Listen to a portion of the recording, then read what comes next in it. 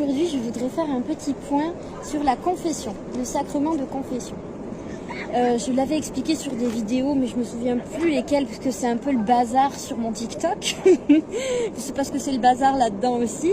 La relation à Dieu, c'est une relation d'amour, d'amitié. On a une religion absolument magnifique, la religion chrétienne, qui est plus qu'une religion, c'est une relation à Dieu, une relation d'intimité avec Dieu. Dieu utilise souvent la métaphore du mariage en fait dans les Écritures. Et donc Dieu c'est l'époux et notre âme c'est l'épouse. Mais avec Dieu en fait, qu'on soit homme ou femme, on peut avoir la relation qui nous correspond le mieux avec lui. Alors moi c'est par exemple, je sais pas, avec Dieu le Père, je vais plus avoir une relation de petite fille avec son papa. Avec Jésus, ça va plus être mon meilleur ami, mon amour, mon amoureux, voilà. Et puis, c'est le Saint-Esprit, donc l'amour, le Saint-Esprit, c'est-à-dire l'amour, qui me guide en fait.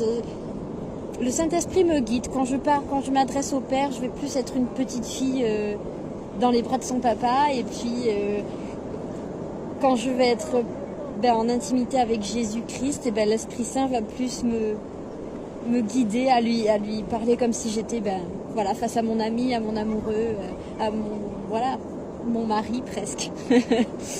Voilà. Alors j'avais pris un réflexe qui n'était pas forcément bien du tout, c'est de faire un carnet où je notais tous mes péchés. Parce que je voulais progresser spirituellement, alors je mettais tous les péchés que j'avais fait pendant l'enfance et l'adolescence et machin et tout. Je pensais que c'était bien parce que j'allais progresser spirituellement, etc. Et j'avais vraiment envie de bien faire.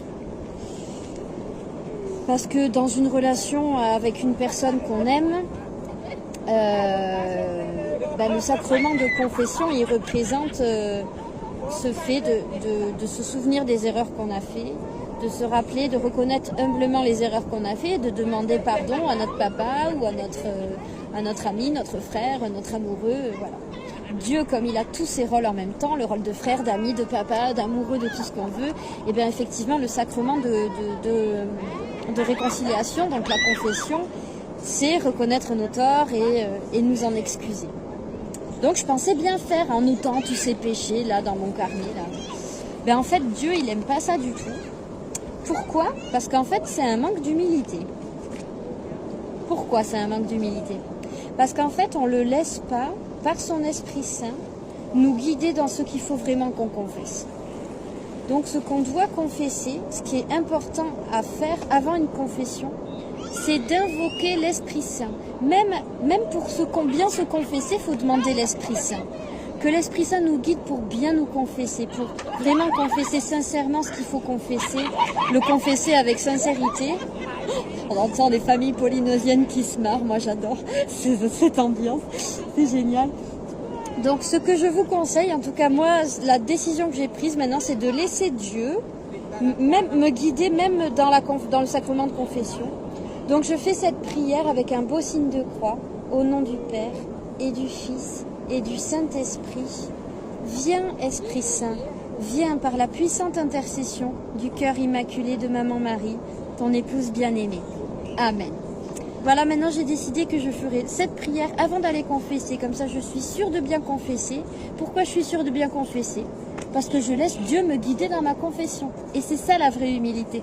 C'est pas de faire les choses par soi-même et de penser que par soi-même on peut faire des choses bien. Par soi-même, on lève pas le petit doigt.